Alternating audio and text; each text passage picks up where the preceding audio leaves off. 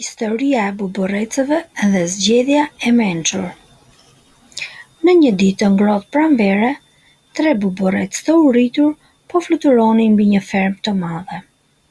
Pas një diti të gjatë kërkimi për ushqim, ata zbuluan një fermer që sapo po hidhte pak bukë dhe djath në tokë. Me shpresë dhe kërshëri, buborrecat i afrohen dhe i kërkojnë me edukat pak ushqim. Fermeri, i njohur për zemrën e tij të mirë, nuk hezitoi as pak. Ai u ofroi me dëshirë pak bukë dhe djath. Buborrecat hëngër me ngazëllim, mbushën barkun, madje mblodhën dhe pak ushqim për ta çuar tek familjet e tyre. Kur buborrecat po përgatiteshin të largoheshin, fermeri i thirrri me një zë të ngrohtë. "Dëgjoni more buborreca, në vend që të lypni ushqim si zakonisht, pse nuk punoni për mua? Kam disa vende të lira pune dhe do t'ju paguaj mirë. Jo vetëm kaq, por do të keni ushqim të rregullt dhe siguri për familjet tuaja." Buborrecat ndaluan për një çast dhe filluan të mendonin. Askush më parë nuk u kishte ofruar një punë.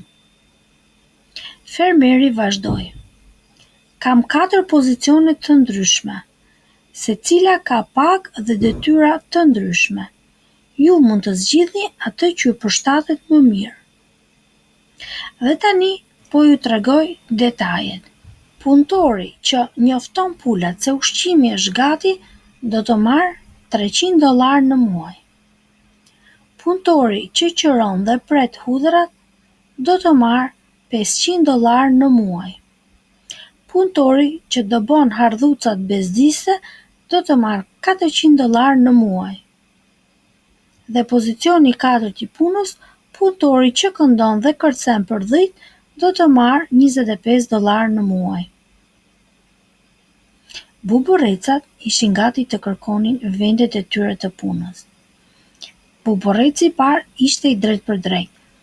"Unë zgjedh punën me $500. Dua të qiroj dhe të pres hudhrat tuaja."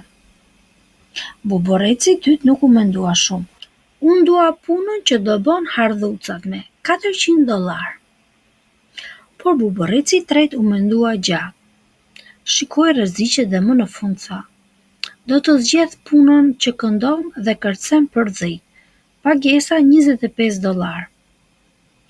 Dy të parat u habitën, madje e shikuan dhe me përbuzje. Si mund të zgjedh atë punë me pagën më të ulët? A është kjo mençuri apo është thjesht një budallaqe?" mendonin me vete. Dita u mbyll. Të nesërmen të 3 buborrecat shkuan për të filluar punën.